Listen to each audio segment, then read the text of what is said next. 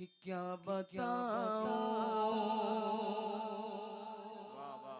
कि क्या मदीना है। हुए नाम वर्बे निशा कैसे कैसे, जमीन खा गई आसमां कैसे कैसे। आज अखलाक नहीं हमारे पास।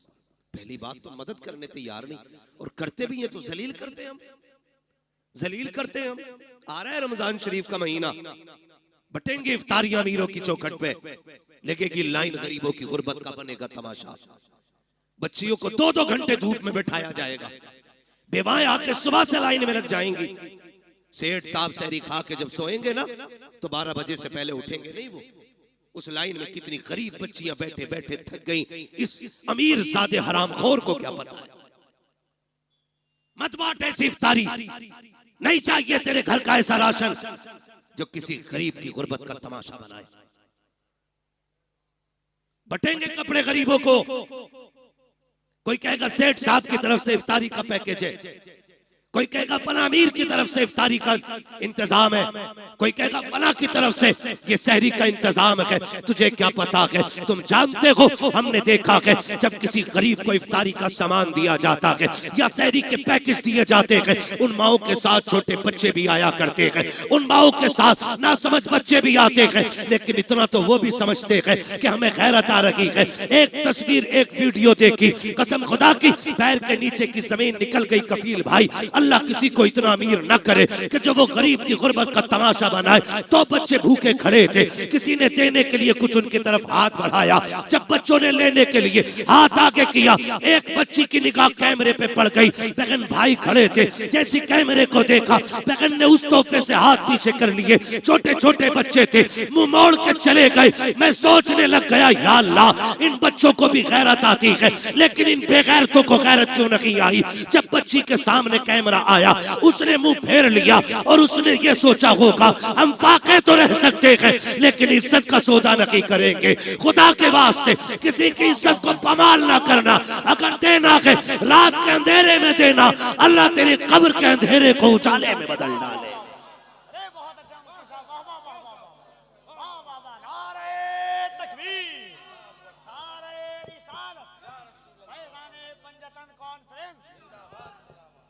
सलामत रहो आप लोग। मैं एक बात कहना चाहता हूं, हम नेकी करते तो तमाशा बनाते।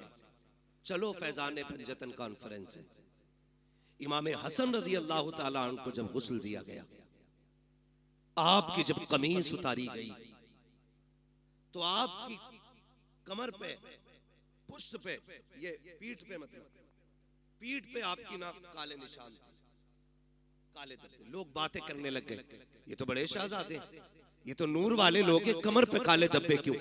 जब ये बातें हुई ना तो आपके गुलाम थे, कहने लगे वादा किया था आका ने कि किसी से बताना मत, लेकिन आज इज्जत की बात आ गई तो बोलना पड़ रहा है।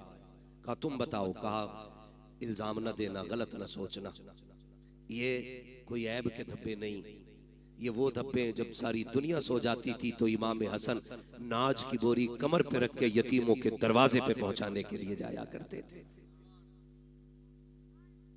और आपके विसाल के बाद ये राज खुला।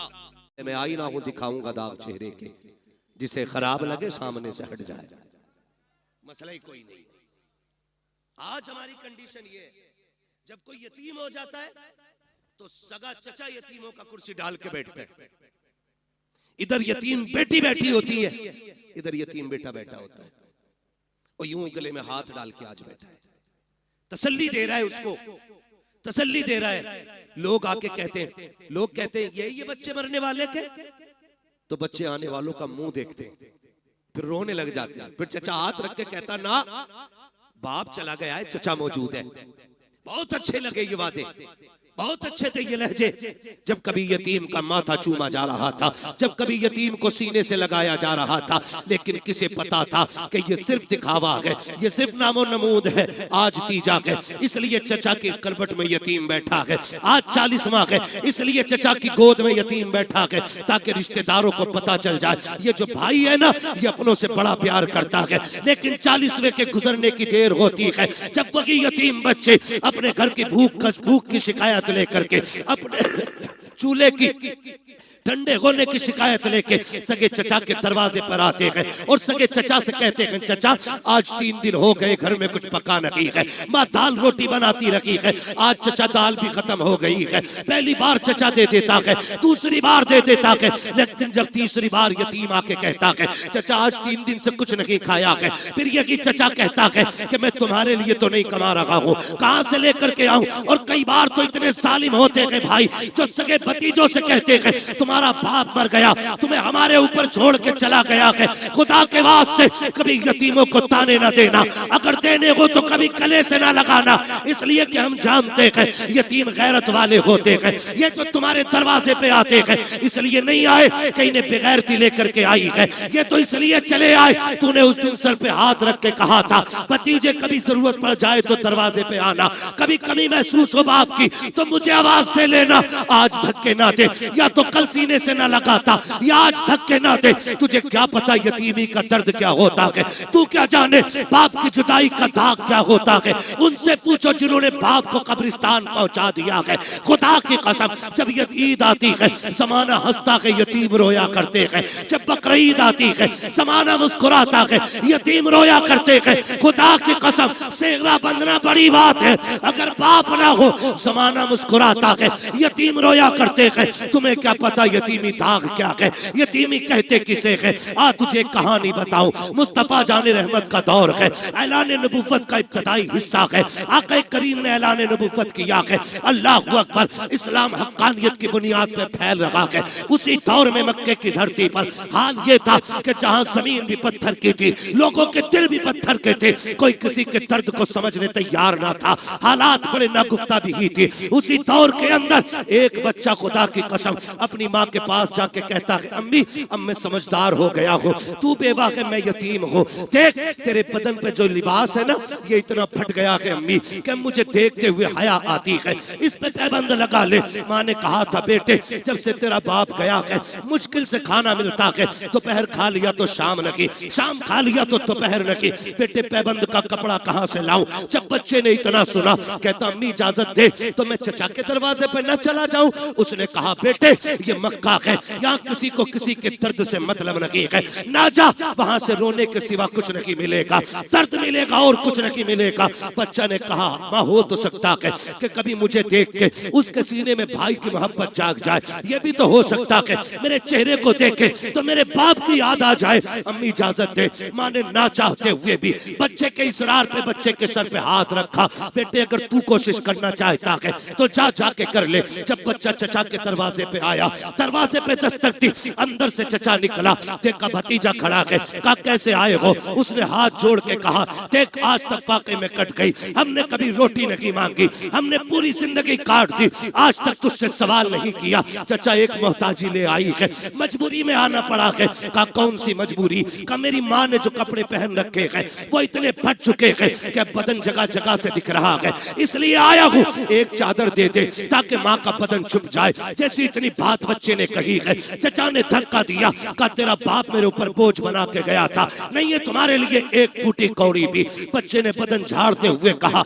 सच कहा था मेरी माँ ने, यहाँ कोई किसी का दर्द सुनने वाला नहीं है। जब बच्चा रोता हुआ चला, रास्ते में हुजूर के सहाबी से मुलाकात हो गई, हाथ पकड़ा, कहने लगे बच्चे बात क्या है। उसने कहा मैं दर्द का मारा हूँ, मेरा दर्द मेरे सीने में रहने दे। कहा नहीं बता तो सही, शायद मैं तेरे काम आ सकूं। जब बच्चे ने इतनी बात सुनी है, कहता क्या करोगे, लोग रो के सुनते हैं, हंस के उड़ा देते हैं। उसने कहा बता तो सही बात क्या है, रोया क्यों है, हो सकता है तेरे मर्ज का इलाज मेरे पास हो। बच्चे ने सारी बात बताई। कहा माँ के बदन के कपड़े फट गए, सगे चचा से चादर लेने गया था, उसने धक्का दे के भगा दिया। जब इतना सहाबी रसूल ने सुना के मुस्कुराने लग जाते हैं। उसने कहा यार मैंने पहले कहा था, लोग दुख सुन के हंसा करते हैं, वाकई तूने वैसा किया है। सहाबी ने कहा था नादान, मैं तेरे दुख सुन के नहीं मुस्कुरा रहा हूँ। कहा फिर, कहा मुझे तेरे दुखों का इलाज मिल गया है इसलिए मुस्कुरा रहा हूँ। कहा कहना क्या चाहते हो। कहा तुझे जो चाहिए,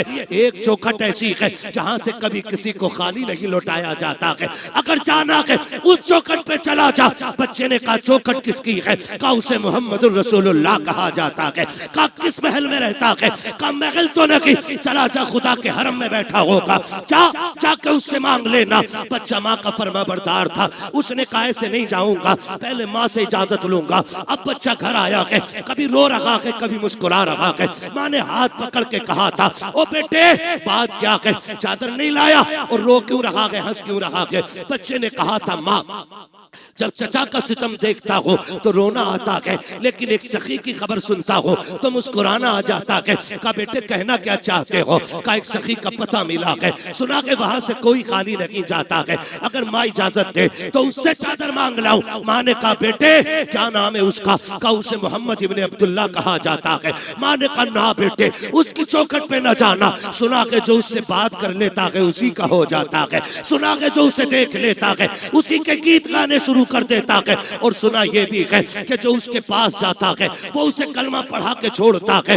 जब बच्चे ने इतना सुना कहा था अम्मी तेरे सर की कसम खा के कहता हूँ इजाजत दे, मैं तेरा लाल हूँ, मैं कलमा नहीं पढ़ूंगा, अगर चादर ऐसे ही देंगे तो ले आऊंगा, लेकिन चादर के बदले में कलमा नहीं पढ़ूंगा। माँ ने कहा ठीक है फिर चला जा, लेकिन कलमा नहीं पढ़ना है। बच्चा आया दौड़ करके, मुस्तफा हरम में बैठे हैं, उसने आके कहा था या मोहम्मद इब्ने अब्दुल्ला। जैसी बच्चे ने इतनी आवाज दी है, नबी के तेवर नहीं बदले हैं, नबी के चेहरे पे शिकन नहीं आई थी। ये नहीं सोचा था इस बच्चे ने नाम कैसे लिया, नबुव्वत वाली आंखें फिरी, मुस्कुरा के बच्चे को देखा। आका कहते क्या बात है बेटा। उसने कहा जरा इधर तो आइए, अल्लाह अकबर, बच्चा बुला रहा है। नबियों का इमाम अपनी जगह से उठा और यतीम के करीब चला गए। आके करीम करीब गए हैं, उसने कहा ठहर जाइए, पहले मेरी कुछ शर्तें हैं वो मान लीजिए। आका कहते हैं बात क्या है बेटे। कहा कि मुझे मजबूरी लेके आई है, मेरी माँ के बदन के कपड़े फट गए हैं, एक चादर की जरूरत ले आई है। उसने कहा था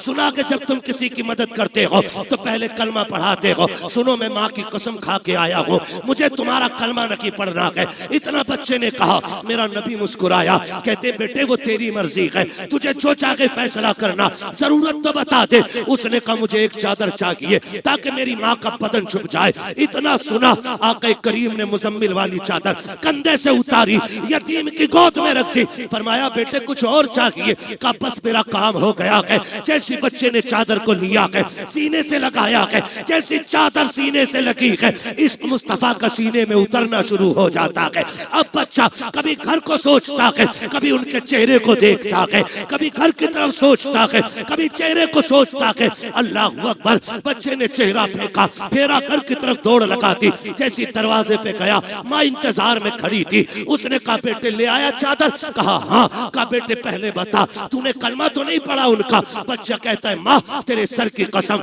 कौन कहता है कि वो जबरदस्ती कलमा पढ़ाते हैं। मैंने जाके उनसे ये कहा था मुझे तुम्हारा कलमा नहीं पढ़ना है, उन्होंने कहा वो तेरी मर्जी है, जरूरत बता। तो अगर मैंने चादर का नाम लिया, उन्होंने अपने कंधे की उतार के दे दी। जब इतना सुना के माँ चादर को पकड़ के रोकने लग गई। उसने कहा पगले सिर्फ चादर लेके आया है, उस नबी का दीन क्यों नहीं लेके आया।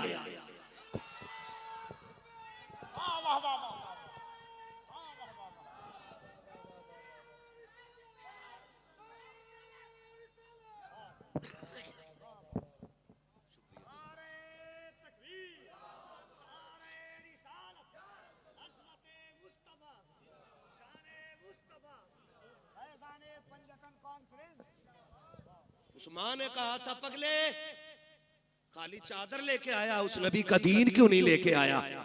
माँ मैं तेरा फर्माबरदार, तूने कहा था ना कलमा नहीं पढ़ना है। उसने कहा चल उस नबी की चौखट पे लेके चल, तू नहीं मुझे भी लेके चल। और जब माँ बेटी की उंगली पकड़ के हरम की चौखट पे आई, फिर बच्चे ने आवाज दी।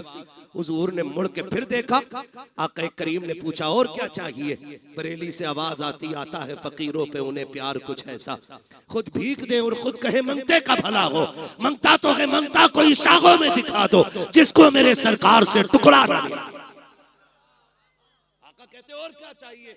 हाथ जोड़ लिए बेवा ने, आना आमीना के लाल, आ तेरे कदमों पे जान निसार करूं। हुजूर आ गए, क्या बात है।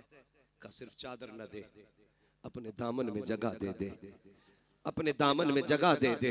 हुजूर फरमाते ऐसी क्या जल्दी आ गई। उसने कहा जहां अपने ठुकरा देते हैं वहां तूने सीने से लगाया है, वहां तूने सीने से लगाया है। उस औरत ने कहा था महबूब अब जीना है तो तेरे कदमों में जीना है। ओ यार मैं कहना चाहता हूँ जब ये अखलाक हमारे लोग देखेंगे इंशाअल्लाह, कल भी दीन बढ़ रहा था फिर से बढ़ना शुरू हो जाएगा इंशाअल्लाह। मगर शर्त है अखलाक हुजूर वाले होने चाहिए। क्यों यतीम के सर पे हाथ रखा और फिर क्यों उसे धक्का दे दिया? मेरा नबी तो गैरों के सर पे हाथ रख रहा है, गैरों के सर पे हाथ रख रहा है। आता है फकीरों पे उन्हें प्यार कुछ ऐसा, खुद भीख दे और खुद कहे मंगते का भला हो। अभी सुना नहीं, शेर के अंदाज में कहा था, बताया था कि हुजूर ईद के दिन भी यतीम को सीने से लगाते हैं, ईद के दिन भी सीने से लगाते हैं। हाथ जोड़ के पूछना चाहता हूँ, अमीरों शहजादों पैसे वालों, अल्लाह तुम्हें अमीर रखे, तुम्हारी दौलत से कोई दुश्मनी नहीं, मगर सच बता मेरा बेटा ईद के दिन, तेरा बेटा ईद के दिन 10,000 के कपड़े पहने और उसी दिन कलमा पढ़ने वाले का बच्चा ईद के रास्ते में चने बेचे, तो क्या तुझे हुजूर का दीन याद नहीं आता? क्या इस बच्चे का हक नहीं था ये भी ईद के दिन नए कपड़े पहने? क्या इस बच्चे को ये हक नहीं कि ये भी ईद के दिन 2 रकात के लिए ईदगाह में जाए? क्या ये आज भी चने बेचेगा, आज भी खिलौने बेचेगा, आज भी इसके हिस्से की खुशियां नहीं? ओ यार तुम्हें क्या पता है, यतीमों के सर पे हाथ रख दिया करो, खुदा की कसम अगर वो राजी हो गया, हो सकता है तेरी ईद की नमाज से ज्यादा सवाब यतीम की मुस्कुराहट में दे दिया। ये भी तो हो सकता है, अजर का मालिक अल्लाह है, वो जिस अजर से चाहे राजी होकर के सवाब दे दे। उसके खजानों में कमी कमी कमी नहीं है। हुजूर यतीम को सीने से लगा रहे। अजमेर वाले को सारे ही जानते ना, अजमेर वाले बाबा को सुनाने अपनी बर्बादी के अफसाने कहा जाते, तेरा दर छोड़कर ख्वाजा ये दीवाने कहा जाते। हमेशा भीख हमने तो इसी चौखट से पाई है, हम अपना दामन उम्मीद फैलाने कहा जाते। सारे ही जानते अजमेर वाले आका को। सुने बात याद आ गई, सरकार गरीब नवाज जब छोटे थे ना, अम्मी ने नए कपड़े पहना के ईदगाह के लिए भेजा। जब निकले ना ईद की नमाज पढ़ने आए तो नए कपड़े थे, रास्ते में यतीम बच्चा खड़ा था, उसके कपड़े फटे पुराने थे, कंधे पे हाथ रखा, क्यों ना रखता, करीम इब्ने करीम है, सखी इब्ने सखी, ये नस्ल करीमों की लजपाल घराना है ना। कंधे पे हाथ रखा, यार तूने क्या उलिया बना रखा है, तूने ही नए कपड़े नहीं पहने? बच्चा रो के कहता मेरा कोई भी नहीं है, मेरा कोई भी नहीं है, कौन नए कपड़े पहना था? न माँ है न बाप है, मैं लावारिस हूँ। कंधे पे हाथ रखा का फरमाने लगे हम हैं ना, फिर लावारिस कैसा है? कहा आप ईद पढ़ने जा रहे हैं, इतनी जल्दी क्या करेंगे? फरमाने लगे ठीक है, एक काम कर, 2 तेरे कपड़े पुराने हैं, 2 मेरे कपड़े नए हैं, ऐसा कर अपनी कमीज मुझे दे दे, मेरी कमीज तू ले ले, एक तेरा नया हो जाएगा, एक मेरा नया हो जाएगा, एक तेरा पुराना हो जाएगा, एक बोल सकते, एक तेरा पुराना हो जाएगा, एक मेरा पुराना हो जाएगा। कपड़े बदल लिए। घर आए, माँ ने बेटे का हाल देखा, मोइन जी अम्मी का 2 नए पहन के गया था, एक पुराना किधर से पहन के आया? अम्मी एक गरीब खड़ा था, उस पे कपड़े नहीं थे, उसकी कमीज मैंने ले ली और अपनी कमीज उसे दे दी थी। तब माँ ने कहा था मेरे लाल तू बड़ा गरीब नवाज है। आज तक दुनिया गरीब नवाज कह रही है, आज तक दुनिया गरीब नवाज कह रही है। हाथ जोड़ के कहना चाहता हूँ खुदारा अपनों के दर्द बांटो। आज दर्द बिखरे पड़े हैं, जलसों की कमी नहीं है, महफिलों की कमी नहीं है, खतीबों की शोरा की कमी नहीं है, मेरे जैसे कितने निकम्मे फिर रहे हैं। आज कमी है तो अहले दिल की कमी है, आज कमी है तो दर्द समझने वालों की कमी है।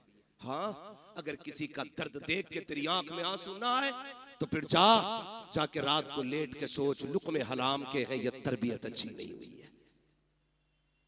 खुदारा रवैये अच्छे करें, हम तो अपनों के ना हो सके, गैरों से क्या उम्मीद, गैरों को क्या उम्मीद हमसे होगी?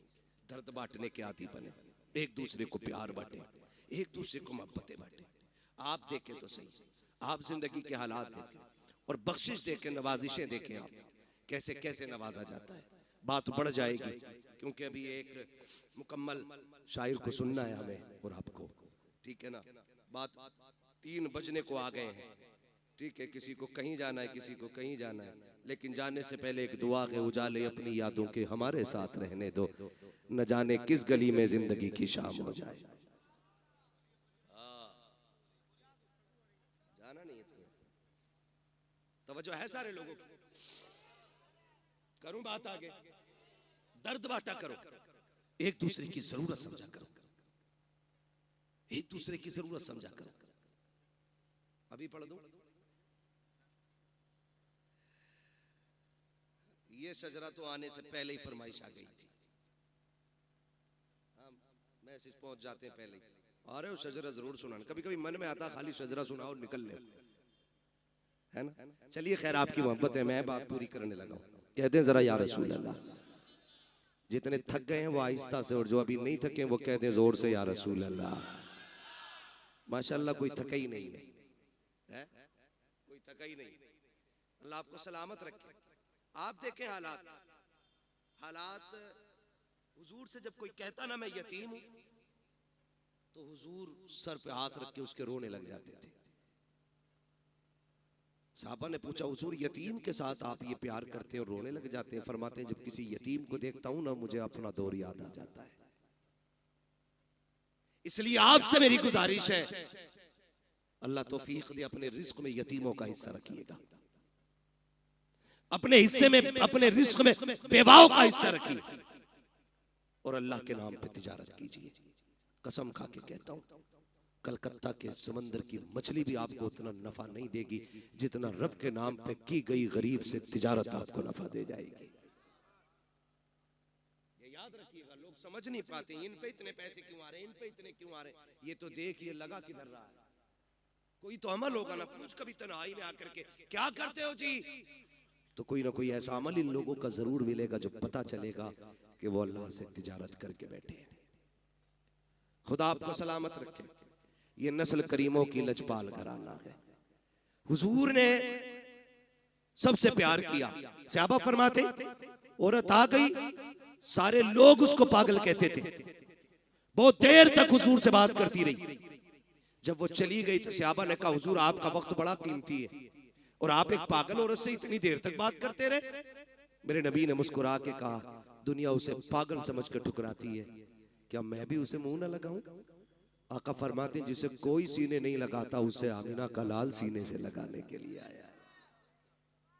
ये अखलाक पैदा करे, ये दिलों में गुंजाइश पैदा करे, अपनों के लिए जगह बनाए। और खैर रह गई हुजूर की बात, हमसे उनकी बराबरी तो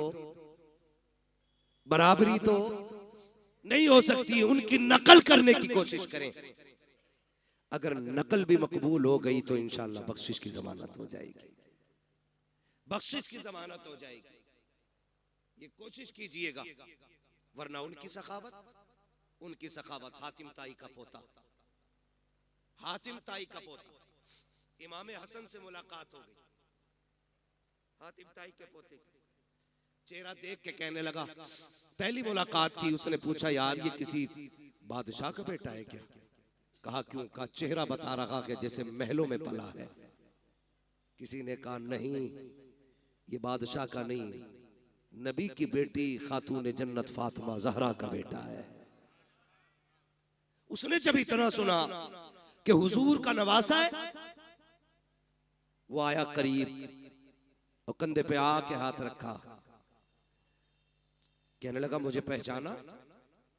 अब ये कितने बेनियाज लोग हैं, कहने लगे तुझे पहचानने से मतलब भी क्या, हम क्यों पहचाने? उसने कहा मैं हातिम ताई का पोता। तो आपने फरमाया होगा? कहने लगे आप अपना तारुफ कराएं। फरमाने लगे हमें तारुफ की जरूरत नहीं, हमें कायनात का जर्रा जर्रा जानता है। वो और चिढ़ गया। उसने कहा अच्छा ये बताओ तुम्हारे दादा बड़े थे कि मेरे दादा बड़े थे? तो आप फरमाते तेरे दादा को कौन जानता है, मेरे नाना के चर्चे तो अर्शों पे हुआ करते हैं। चुप हुआ। उसने फिर सोचा अगली बात क्या कहूं। उसने जो अगली बात इमाम हसन से कही ना, कहने लगा अच्छा ये बताइए क्या आप जानते मेरे दादा की सखावत के किस्से कितने मशहूर हैं? फरमाने लगे कितने मशहूर हैं? उसने कहा दुनिया जानती है, मेरे दादा के महल के 7 दरवाजे थे। कितने बोले? 7 दरवाजे। का फिर का सखी इतने बड़े थे कि अगर फकीर आता पहले दरवाजे पे आता, वहां से भी भीख दे दी जाती। फिर वही फकीर दूसरे दरवाजे पे आता। का इतना सखी था मेरा दादा कि धक्का नहीं देता, भीख देता था। का फिर वही फकीर तीसरे दरवाजे पे आता। का फिर धक्का नहीं मिलता, भीख मिलती।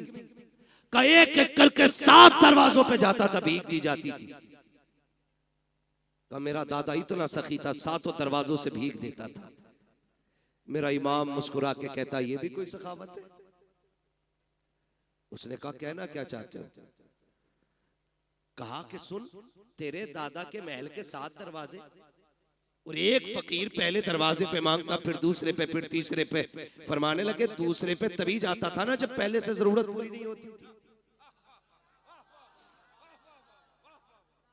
ये भी कोई सखावत है कि दूसरे दरवाजे पे तब गया जब पहले से जरूरत पूरी नहीं हुई।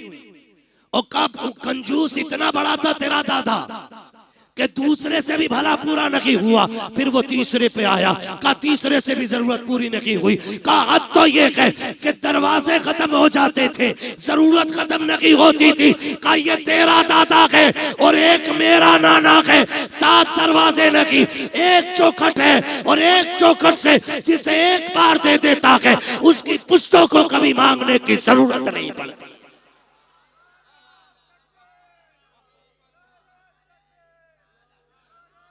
नारे तकबीर, नारे रिसालत, फैज़ाने पंजतन कॉन्फ्रेंस। सुभान अल्लाह। कौन देता है देने को मुंह चाहिए, देने वाला है सच्चा, देने वाला है सच्चा हमारा नबी। आखिरी बात अर्ज कर दो, तवज्जो है। अल्लाह से हुजूर का सदका मांगे। फक्र, फाका, भूख, तंगदस्ती कभी आ जाए तो हराम की तरफ हाथ नहीं बढ़ाएंगे इंशाअल्लाह।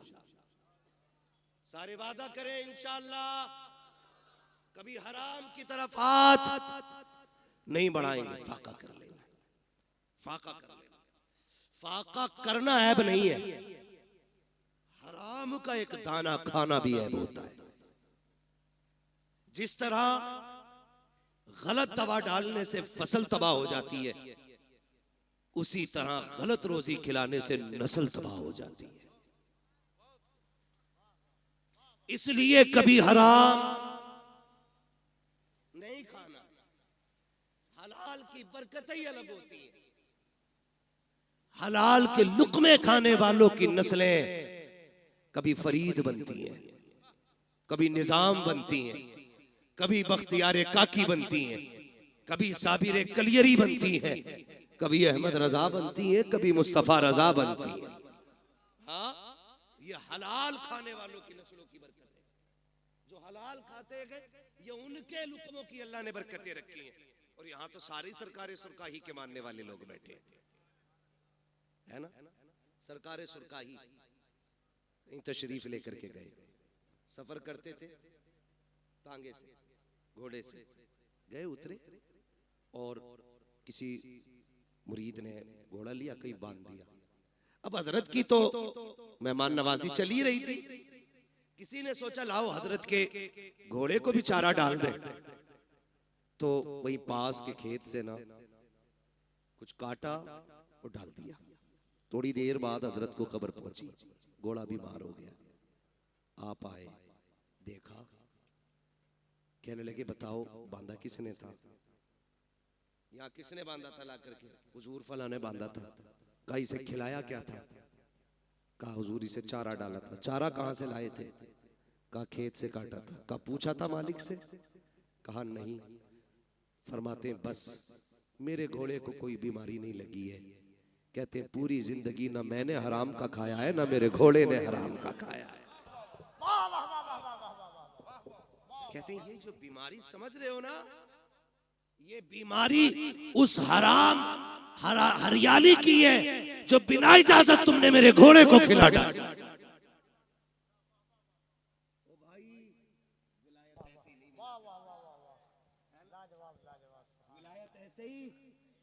नहीं मिला करती है, लुक्मे हलाल के होते हैं तब अल्लाह का कुर्ब नसीब हुआ। करेंगे इंशाअल्लाह कोशिश, है ना? करेंगे इंशाअल्लाह। हलाल खाएंगे, हलाल कमाएंगे। रज़ाक कौन है? सारे बोलो कौन? रोजी कौन देता है? अल्लाह। जिसे ना मिलती है हुजूर का वसीला दे के मांगे, इतनी मिलेगी कि नस्लों का गुजारा हो जाएगा। हाँ, आला हजरत ने सिखाया वही रब है जिसने तुझको हमतन करम बनाया, हमें भीख मांगने को तेरा रास्ता बताया। तुझे हम्द है खुदाया, तुझे हम्द है खुदाया। वो कवारी पाके मरियम व नफख्तु फीह का दम है अजब निशान आजम मगर आमिना का जाया। वही सबसे अफजल आया, वही सबसे अफजल आया। तुझे हम्द है खुदाया, तुझे हम्द है खुदाया। यही बोले सिदरा वाले ये चमने जहां के थाले, सभी मैंने छान डाले तेरे पाए का न पाया। तुझे यक ने यक बनाया, तुझे यक ने यक बनाया। तुझे हम्द है खुदाया, तुझे हम्द है खुदाया। मांगेंगे अल्लाह से हलाल रोजी की तौफीक इंशाअल्लाह। हाँ बस।